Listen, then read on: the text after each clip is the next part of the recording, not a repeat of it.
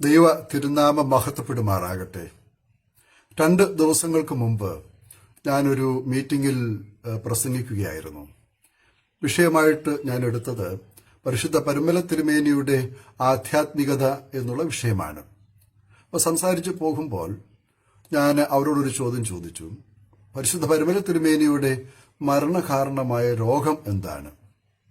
അപ്പം അതിൽ ഒരു വ്യക്തി ആലോചിച്ചതിന് ശേഷം മടിയോടെ പറഞ്ഞു, അത് വസൂരിയാണെന്ന് തോന്നുന്നു അച്ഛാ.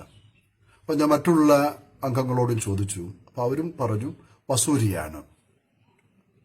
പരുമല തിരുമേനി വസൂരി വന്നല്ല മരിച്ചത് എന്നുള്ളത് അദ്ദേഹവുമായി ബന്ധപ്പെട്ട പുസ്തകങ്ങളിലും രേഖകളിലും വ്യക്തമായി കാണുന്നത് കൊണ്ട് ഈ തെറ്റിദ്ധാരണ അനേകരിൽ പടർന്നിട്ടുള്ളതുകൊണ്ടും അത് തിരുത്തണം എന്ന ആഗ്രഹം കൊണ്ടാണ് ഈ വീഡിയോ ചെയ്യുന്നത്. ഞാനും ചെറുപ്പത്തിൽ കേട്ടിട്ടുള്ളത് അദ്ദേഹം മരിച്ചത് വസൂരി വന്നാണ് എന്നുള്ളതാണ്. മറ്റൊരു വീഡിയോയിൽ ഞാൻ പറഞ്ഞിട്ടുള്ളതുപോലെ അദ്ദേഹത്തിന് വസൂരി വന്നിട്ടുണ്ട്.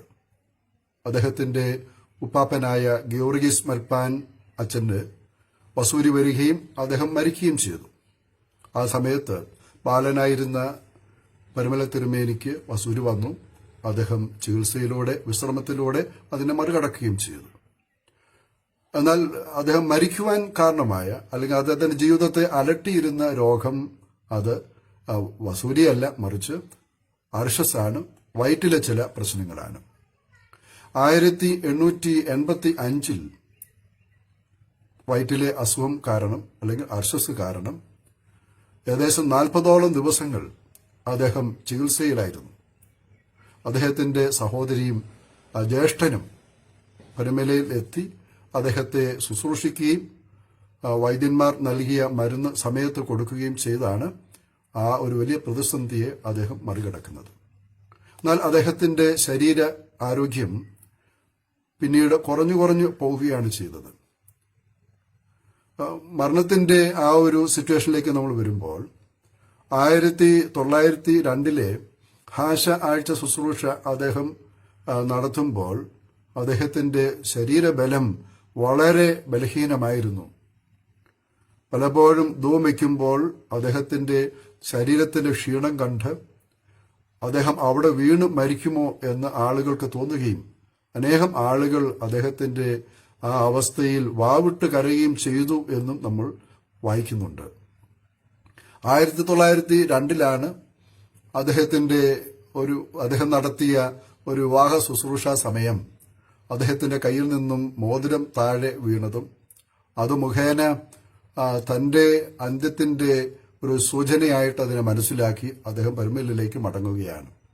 പരുമലയിൽ മടങ്ങിയെത്തി രോഗം വളരെ കലശലായി. നാട്ടുവൈദ്യം നന്നായിട്ട് അദ്ദേഹത്തിന് നടത്തി തുടങ്ങി. പക്ഷെ അദ്ദേഹത്തിന് ഈ അവസ്ഥ മരണത്തിലേക്കാണ് പോകുന്നത് എന്ന് വ്യക്തമായിട്ട് അറിയാമായിരുന്നു. ചികിത്സയുടെ തുടക്കത്തിൽ തന്നെ അദ്ദേഹം തൈലാഭിഷേക ശുശ്രൂഷ സ്വീകരിച്ചു. എങ്കിലും വൈദ്യന്മാർ നൽകിയ മരുന്ന് അദ്ദേഹം ഉപയോഗിച്ചിരുന്നതായിട്ടാണ് കാണുന്നത്.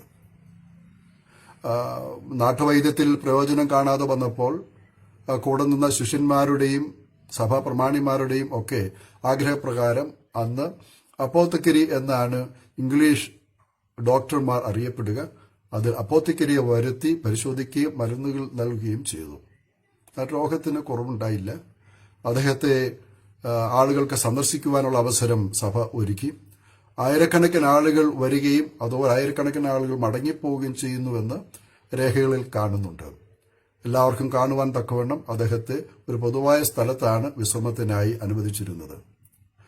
തുലാമാസം 20 ആയപ്പോഴേക്കും അന്ന് രാവിലെ ഞായറാഴ്ചയാണ് അദ്ദേഹം കന്തില ശുശ്രൂഷ സ്വീകരിച്ചു, വിശുദ്ധ കുർബാന കൈക്കൊണ്ടു. അതിനുശേഷം ആ രാത്രിയിൽ അദ്ദേഹം കാലം ചെയ്യുകയാണ്. അപ്പൊ അദ്ദേഹം കാലം ചെയ്തതിന്റെ വാർത്ത നവംബർ മാസത്തിൽ പ്രസിദ്ധീകരിച്ച ഇടവക പത്രികയിൽ പറയുന്നത് നിങ്ങളുടെ അറിവിലേക്ക് ഞാൻ അതിലെ പ്രധാന ഭാഗങ്ങൾ വായിക്കാം.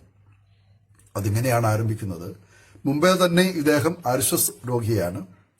സഭയാൽ വ്യവസ്ഥപ്പെടുത്തിയിട്ടുള്ള എല്ലാ ഉപവാസങ്ങളും ഓരോ സംഗതി പ്രമാണിച്ച് വിശേഷാൽ ഉപവാസങ്ങളും നിർവിഘ്നം അനുഷ്ഠിച്ചുകൊണ്ടിരുന്ന ആളായിരുന്നതിനാൽ കായബലം പണ്ട് തന്നെ ഇല്ലായിരുന്നു. ആ സ്ഥിതിക്ക് അർശസിന്റെ ഉപദ്രവം നാൾക്കുനാൾ വർദ്ധിച്ചു കൊണ്ടിരുന്നു. പോയ കന്യമാസാധ്യം ഉണ്ടായ സാമാന്യമല്ലാത്ത ഈ വക ഉപദ്രവത്തിന്റെ ശമനത്തിനു വേണ്ടി പ്രത്യേക ഔഷധം സേവിച്ച് വയറിളക്കിയതിന് ശേഷം കഠിനമായ ചില സംഭ്രമങ്ങളും വേദനകളും ആരംഭിച്ചത് നിർത്താൻ വേണ്ടി ചില താൽക്കാല ഔഷധങ്ങൾ സേവിച്ചതിനാൽ യാതൊരു പ്രയോജനവും കാണാക്കിയാൽ അപ്പോത്തിക്കരിയെ വരുത്തി മുറയ്ക്ക് തന്നെ ചികിത്സ നടത്തി. എന്നാൽ രോഗം നാൾക്കുനാൾ വർദ്ധിച്ചുകൊണ്ട് ഇരുന്നു എന്നുള്ളതാണ്. അപ്പൊ ഇതായിരുന്നു അദ്ദേഹത്തിന്റെ രോഗം സംബന്ധിച്ച അവസാന കാലത്തെ അവസ്ഥ. ഈ ഒരു തെറ്റിദ്ധാരണ മാറ്റുവാൻ ഈ വീഡിയോ പ്രയോജനപ്പെടും എന്ന് എനിക്ക് തോന്നുന്നു. അതുകൊണ്ട് വരും ദിവസങ്ങളിൽ അദ്ദേഹത്തിന്റെ അവസാന നാളുകളിലെ ചില പ്രത്യേകതകൾ വിവരിക്കുന്ന വീഡിയോസ് നൽകാം എന്ന് വിശ്വസിക്കുന്നു. ദൈവം നമ്മളെ അനുഗ്രഹിക്കട്ടെ. പരിമല തിരുമേനിയുടെ മധ്യസ്ഥത നമ്മളേവർക്കും അനുഗ്രഹമായി തീരട്ടെ.